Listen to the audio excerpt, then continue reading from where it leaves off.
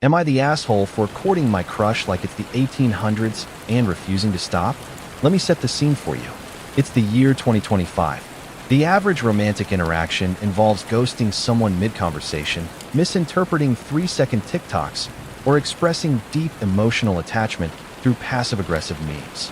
This is the world we live in now, a neon-lit, fast-scrolling digital circus where a heart emoji is considered a love letter. But me? No. I, 28M, am not of this world. At least, not in spirit. You see, while others are busy crafting the perfect 280-character text or accidentally liking an Instagram post from 2019 as a flirtation tactic, I'm over here polishing my pocket watch and pondering whether a quill pen makes too bold a statement for weekday correspondence. I'm not joking. I wear waistcoats, not ironically. I own not one, but 3 pocket watches. I use the word courting in conversation and mean it. When I say I'm a gentleman, I don't mean the I hold the door open once and expect a Nobel Prize kind. I mean the writes sonnets and opens Uber doors from the outside kind. And until recently, that lifestyle had one major problem. I was single. But then, along came Emily. Emily is the kind of woman who could silence a room without meaning to. She's effortlessly elegant, the human equivalent of a handwritten thank you note on expensive stationery. She works in the design department. Our office's mysterious, coffee-scented realm filled with art prints, mood boards, and the occasional intern crying softly over Photoshop. We didn't work in the same department, but we crossed paths. Elevators, weekly company meetings, once even at the vending machine. She chose trail mix, I chose the Cheez-Its. We don't talk about that day. She's smart. Not the knows every trivia answer, kind of smart, but the quiet, thoughtful, speaks with intention kind. Stylish, too. Always looked like she stepped out of a Scandinavian fashion blog. And kind. The kind of person who says, bless you, when no one sneezed. And that's when it hit me. This wasn't just an office crush. This was something else. Something gasp, courtship-worthy. Now, listen, I've observed modern dating with the same fascination and horror that one reserves for reality TV. It's chaos. Everyone's swiping, ghosting, breadcrumbing, love-bombing, and gaslighting. Often all before the second date. I knew if I wanted to ask Emily out, I couldn't just slide into her DMs like some digital gremlin yelling you up. No, not her. Not me. This required a gesture. A proper one. The kind of move that would make Jane Austen rise from her grave and slow clap in approval. I went home that evening and sat at my desk, the same one I use for writing actual letters, with drawers filled with wax seals, fountain pens, and stationery thick enough to deflect minor arrows. I lit a candle, poured a cup of Earl Grey, cue the classical music, and I wrote, carefully, deliberately, like I was drafting an invitation to a royal ball. Here's what I wrote, word for word. Dear Emily, might I have the distinct honor of treating you to tea and conversation this Saturday? Warm regards. My full name, because initials felt too casual. I folded it gently, slipped it into an envelope, and sealed it with wax. Actual wax. Red. Regal. And then, I kid you not, I waited until the next day, dressed in my finest blazer and waistcoat combo, and personally delivered it to her department. With no explanation, just a slight bow. And then I vanished like a well-dressed Batman. I went back to my desk pretending I hadn't just made the boldest move since Alexander Hamilton started writing everything. I was calm, composed. Externally, internally, I was spiraling like a Regency-era debutante who just got ignored at a ball. What if she thought it was weird? What if she laughed? What if she reported me to HR for being too literary? But then, 2 hours later, I got a response. Not a text, not an email, not even a Slack emoji. No, she sent back her own note. Also handwritten, also sealed, also delivered by hand. Her reply? It read, Dear my name, I would be delighted. Saturday sounds lovely. I know just the place. Yours in anticipation. Emily. I sat there in stunned silence, clutching the note like it was the Declaration of Independence. She said yes. I had done it. I had performed a Victorian maneuver in the year 2025 and emerged victorious. My old-fashioned methods had not just worked, they had triumphed. And suddenly, everything changed. Let me tell you something. Nothing compares to the high of knowing that your romantic approach not only landed, but was matched. In that moment, I didn't just feel like a man. I felt like a legend. Like I should have been walking down cobblestone streets while a string quartet played behind me and townsfolk doffed their caps in admiration. And now, the countdown was on. Saturday. Tea. Conversation. Possibly more letters? A shared love of stationery and moral integrity? I had no idea what was in store. But I knew one thing. I was going to be ready. Waistcoat dry cleaned. Shoes polished. Topics prepared. And yes, I bought a new pen. When last we left this saga, I had defied the swirling maelstrom of modern dating with one bold, wax-sealed gesture, and to my delight and disbelief, Emily said yes. She said yes to tea, yes to conversation, yes to a date rooted not in emoji hieroglyphics or chaotic 3 a.m. WID texts, but in something older, slower, romantic. We were off to a glorious start. But as with all tales of courtship, the path ahead was not all rose petals and Regency vibes. Somewhere between date 3 and my dramatic recitation of Lord Byron, something changed. But I'm getting ahead of myself. Let's go back to date 1. I arrived at the park precisely 7 minutes early. 5 would have been too eager. 10 would have looked like I'd camped out. The picnic blanket was already unfurled. The tea was steeping, and the scones, homemade, were resting in a tin lined with a linen cloth. Because presentation matters, damn it. I had even prepared 2 types. Traditional with clotted cream and strawberry jam, and lavender lemon, because I read somewhere that subtle floral notes were unexpectedly delightful. To top it all off, I brought a Bluetooth speaker preloaded with a Spotify playlist titled String Quartets for Courting. Not date night. Not chill vibes. Courting. Emily arrived in a flowy dress and wide-brimmed hat, like she'd stepped directly out of a Jane Austen fanfic. She looked around at the picnic setup and gave me this half-surprised, half-amused smile that I wanted to bottle and preserve for future emotional emergencies. We ate. We sipped tea. We discussed everything from literature to travel to why office coffee tastes like punishment. She laughed at my jokes. She took second helpings of the lavender scones. She complimented my playlist. I went home that night and floated onto my bed like a swooning maiden. Date 1. Success. Old-fashioned courtship. 1. Cynical modern world. 0. After the success of the picnic, I knew I had to raise the bar. So for our second outing, I booked. Well, let me back up. My original plan was a horse-drawn carriage through the park.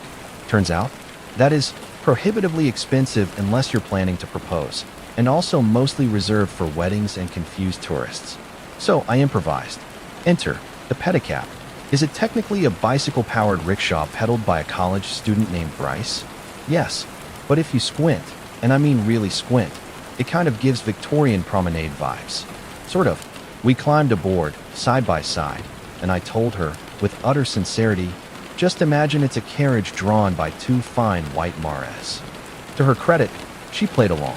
She linked her arm in mine and even did a dramatic wave to passing pigeons like she was royalty. We rode through the park as our pedicab driver, who had earbuds in the whole time, wheeled us past joggers and confused dog walkers. It was gloriously ridiculous. We ended the night with warm drinks from a nearby cafe and walked under twinkle lights like we were in a made-for-TV romance movie. She looked at me like I was either completely insane or refreshingly different. Maybe both. This is where things started to tip.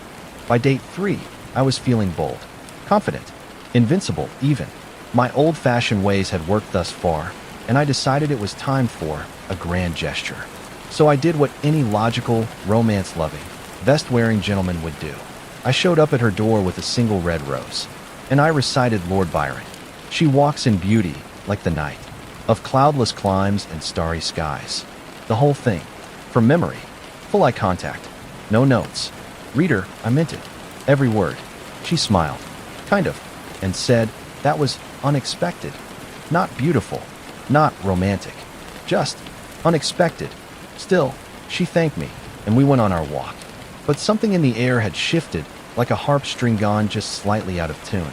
Now, I hadn't meant to become office folklore, but word travels fast when a man is spotted hand-delivering wax-sealed letters like some Regency-era postman. Soon, the nicknames began. Some co-workers called me Mr. Darcy. Others went with Sir Scones-a-lot. A few opted for the walking rom-com. One guy just whistled the Pride and Prejudice soundtrack whenever I walked by. Some found it charming. Others decidedly did not. One in turn said I was like if a Jane Austen character joined LinkedIn. But Emily? She seemed mixed. Sometimes she laughed. Other times, she'd blush and glance away. And once, when I greeted her with a polite bow, standard issue for gentlemen, she physically cringed. I brushed it off. Maybe she had a stiff neck. Maybe she was just caught off guard. Maybe the fluorescent lighting in the office was affecting her posture. But then came the silence. First, the texts. Where once there had been full sentences, thoughtful replies, and a gentle use of punctuation, there were now abrupt one-word answers. Sure. Okay. Yeah. Where was the looking forward to it? Or that sounds delightful, smiley face. Then came the time I ran into her at the office kitchen. Good morrow, fair lady, I said, because obviously. She gave me a weak smile. Hey, she replied, before quickly pretending to microwave a plastic container that was already empty. Eye contact. Minimal. Smiles. Strained. And once, when I asked if she'd like to grab coffee, she said she was really swamped. And then I saw her 10 minutes later playing Wordle at her desk. At this point, I was left in a bind. What does a man do when his courtship begins to crumble? Do I write her another letter? Organize a surprise poetry reading in her honor? Commission a string quartet to follow her through the office like a romantic mariachi band?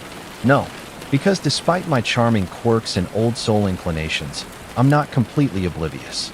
I could feel the momentum shifting. The spark was dimming. Her reactions weren't just reserved. They were uncomfortable. And here's the twist. I didn't blame her. At least, not entirely. Look, I won't lie. Part of me wanted to throw up my gloved hands and yell. This is why romance is dead. No one appreciates poetry anymore. But another part, let's call it the self-aware gentleman, wondered, was I too much? Too theatrical? Too intense? Too Byron? Not enough banter?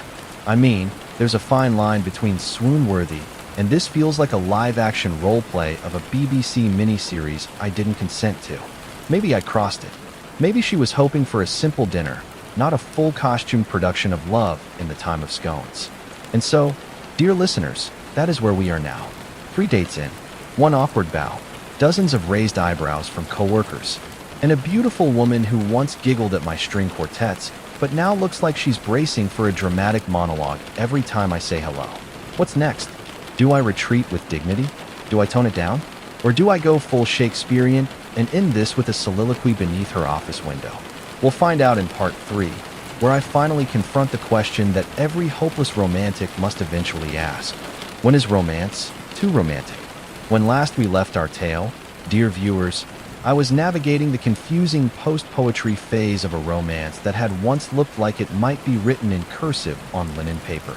We had shared picnics, pseudo-carriage rides, and candlelit moments that would have made Colin Firth's Mr. Darcy shed a single, stoic tear.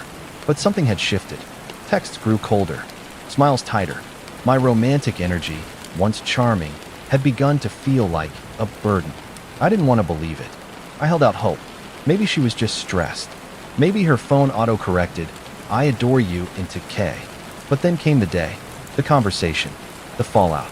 It happened on a Thursday. Casual Thursday, as the office called it. Everyone wore jeans. I wore tweed. Naturally, I had just finished organizing my leather-bound planner when Emily approached my desk. She smiled that polite, distant smile, the one people give right before delivering bad news or asking you to join their MLM. "Hey," she said, "do you have a minute to talk?" Oh no. She led me to the hallway. You know the one. Half-lit, sterile, echoey. The emotional purgatory of office architecture. If you've ever been dumped next to a ficus and a fire extinguisher, you know the vibe. She took a breath. "I think you're really sweet," she began. "You're thoughtful. You're clearly romantic. So far, so good." I'm mentally cueing the background music for a possible kiss scene. "But," she continued, there it is. The whole Jane Austen thing is too much." I blinked.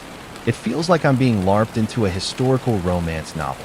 That phrase hit me like a cannonball launched from HMS Brutal Honesty. I mean, it's beautiful in theory, but in practice, it's not really me. I want something more modern, more chill, less likely to challenge my ex to a duel at dawn. I'll be honest, I had briefly considered it, but I didn't think she knew. I nodded slowly. My heart was making a quiet, tragic violin sound inside my chest. You deserve someone who'll love all that about you, she added gently. It's just not me. Oof. Polite, honest, respectful, a perfectly executed rejection, and I couldn't even be mad about it. I thanked her for her honesty, told her I appreciated the way she handled it, that I understood, and I did. I did understand. I understood that for all my charm and chivalry, for all my sonnets and soft linen shirts, I had, perhaps, created a fantasy, not a foundation. That while I was busy building an opera of romance, she was just trying to get a coffee without being serenaded by Lord Byron. We parted ways like two characters at the end of a slow burn drama. No shouting, no tears, just a mutual closing of the book. She walked away, and I, dramatically but quietly, walked straight into the supply closet and stared at a stack of post-it notes until my dignity rebooted. That night, I went home, lit a candle, set the table for one, poured myself a glass of wine that I definitely pretended was from an 18th century vineyard, made pasta. In a bowl I swirled unnecessarily for flair, put on Vivaldi's Winter, the saddest one, and then I did what any heartbroken man with too much theatrical energy and not enough self-restraint would do. I posted, not on Facebook. No, that's for uncles and conspiracy theories. I posted on Threads, because heartbreak is nothing without aesthetic. It was a photo of my dinner table, one plate, a candlestick, a cloth napkin folded with the precision of a disappointed butler. Caption, chivalry isn't dead. It's just lonely. Mic drop, heart heavy, scone crumbs somewhere on my shirt. And almost immediately, the roast began. My friends, oh my friends, they did not hold back. Did you ghostwrite that caption with a feather quill and your tears? Bro, are you in a Jane Eyre spin-off I didn't know about? I swear this man just soft-launched his Victorian grief. Swipe left on tea parties, swipe right on therapy, my guy. One friend literally photoshopped my face onto Mr. Darcy's body holding a rose with the caption, waiting for a woman who gets your references. Even my mom sent me a text that just said, you're dramatic, but you'll be okay. Thanks, Mom. So here's the thing. Was it over the top? Absolutely. Did I maybe do too much too fast? Perhaps. Do I still stand by every wax seal and poetry line and lavender scone? Yes. Because here's the truth. For all you hopeless romantics out there watching, there is nothing wrong with wanting magic, with craving depth in a world that thrives on shallowness, with believing in handwritten letters and well-placed eye contact, and showing up at someone's door with a rose and a damn verse. But, and this is a big but with a bow tie on it, romance isn't just about the gesture, it's about the fit. And as much as I adored Emily, and I did, what she wanted was something real, grounded, and present. Not a man rehearsing for Pride and Prejudice, live, at the downtown community theater. So now I sit here, a gentleman freshly ghosted by 1813, wondering where I go next. Do I change? Do I tone it down? Do I swap my waistcoat for a hoodie and start texting like a normal man with modern problems? Or do I keep being exactly who I am? Sonnets, awkward bows, and all, and just wait for someone who doesn't find that cringe, but charming? I don't know yet, but I'll tell you this. The next time I set a table for two, it won't be pretend. Previously on Romance is Dead, but I still own a pocket watch. I asked out my co-worker Emily the old-fashioned way. Letter, wax seal, poetic language, and we went on 3 gloriously niche dates. Picnic with scones, a carriage ride that was technically a pedicab, and a passionate recitation of Lord Byron, with full eye contact. But alas, the candle it sparked fizzled. Emily kindly but clearly told me I was too much, that my energy felt less like dating and more like being LARPed into a romantic subplot against her will. I took it like a gentleman, and then, like a gentleman with a deeply melodramatic streak, I posted on Threads a photo of a dinner table for one, caption, chivalry isn't dead, it's just lonely. Cue the roast. But what I didn't realize was that the story wasn't over, because someone from work, someone with a trigger-happy screenshot finger, shared it in a company group chat. And then, the drama began. It was a Thursday again. Always a Thursday. I was sipping mediocre coffee from the office Keurig, scrolling threads like a man quietly nursing the sting of poetic rejection, when I got a message from Derek in accounting. It read, "Yo, you've seen the group chat, right?" I had not. I shouldn't have asked for context. I should have thrown my phone into the sea and learned to live among dolphins. But no, I opened the chat. And there it was. My photo, my caption, my heartbreak dinner for one. Posted by Ashley from HR, who wrote, "We've officially got a Mr. Darcy on staff. Discuss." Immediately, opinions began pouring in, and they were mixed. Violently so. Team me, the romantics, the sympathizers, the people who read too much YA in high school. Okay, but this is actually sweet. Girls say they want a guy who puts in effort, and when one does, everyone clowns him. Let the man recite Byron in peace. Honestly, this is peak main character energy. One person even wrote, "At least he's not sending WYD at 2 a.m. while shirtless and vaping on Be Real." Thank you. I think. Team Emily, the realists, the skeptics, the emotionally sunburned. It's giving Colonial Williamsburg. Romance is cool. Cosplaying Pride and Prejudice is another thing. There's a line between thoughtful and full-time theater kid.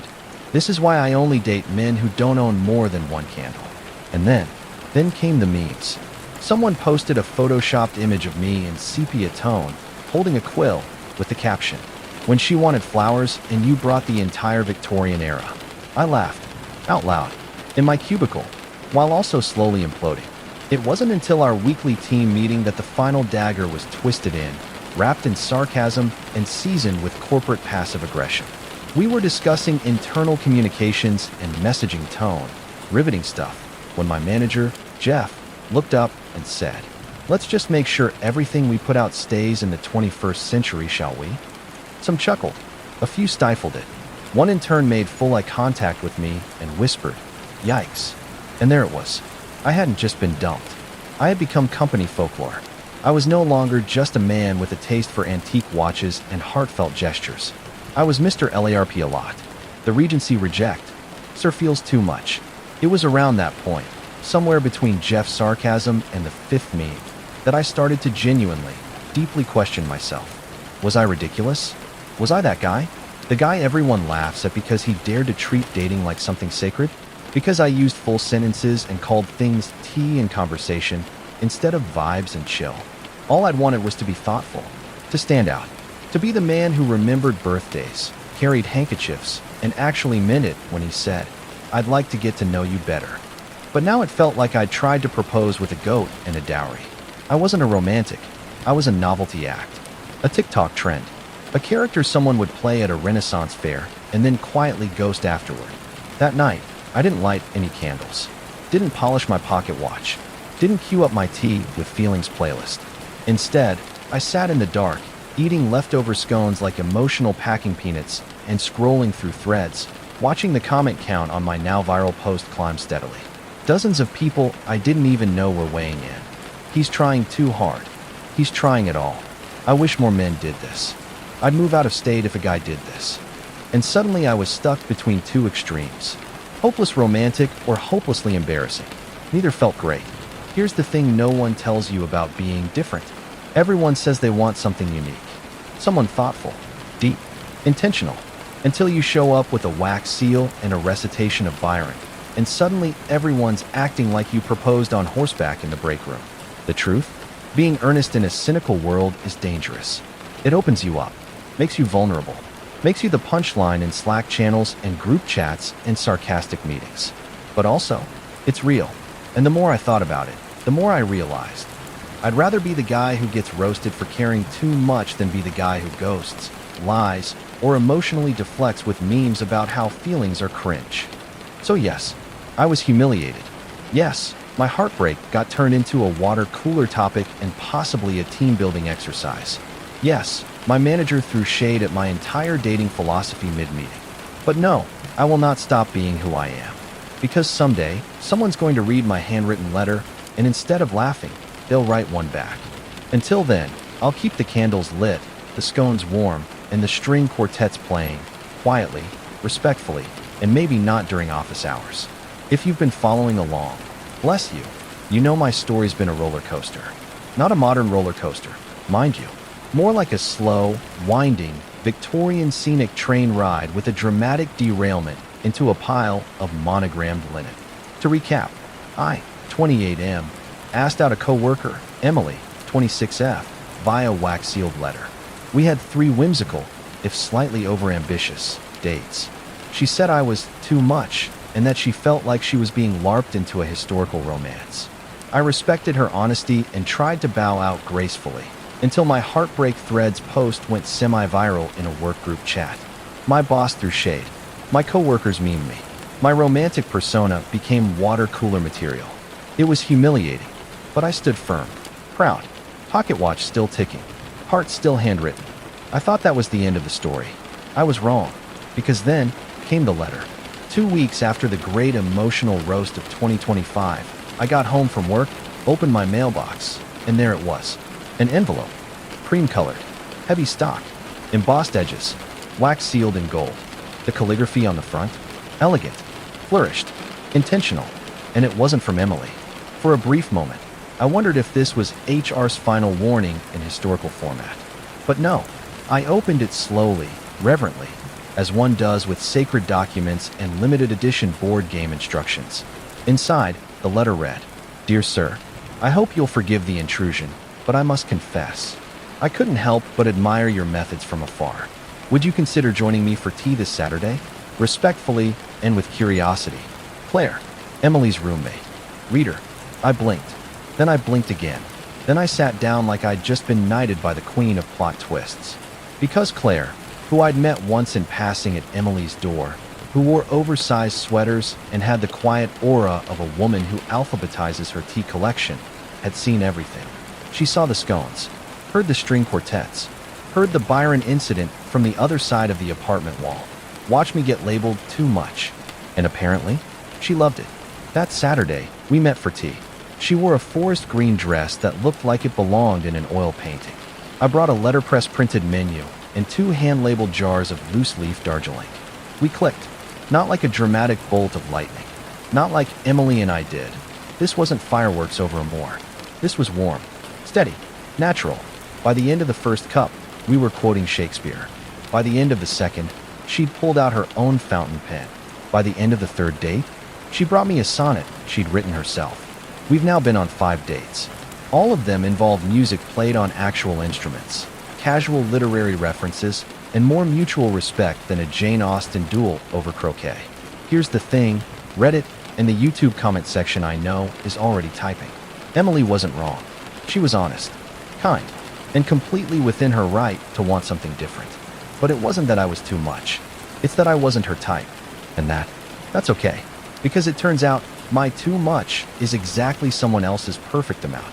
So now, as I sit here with my quill pen, beside a woman who understands the difference between Victorian and Regency and cares deeply about the poetic potential of tea, I have one final question. AITA, am I the jerk for leaning full tilt into romance? For dressing like I'm always 5 minutes away from narrating a tragic backstory? For reciting Byron in an era of you up texts? Or am I just the Mr. Darcy this timeline never deserved, but maybe secretly needed?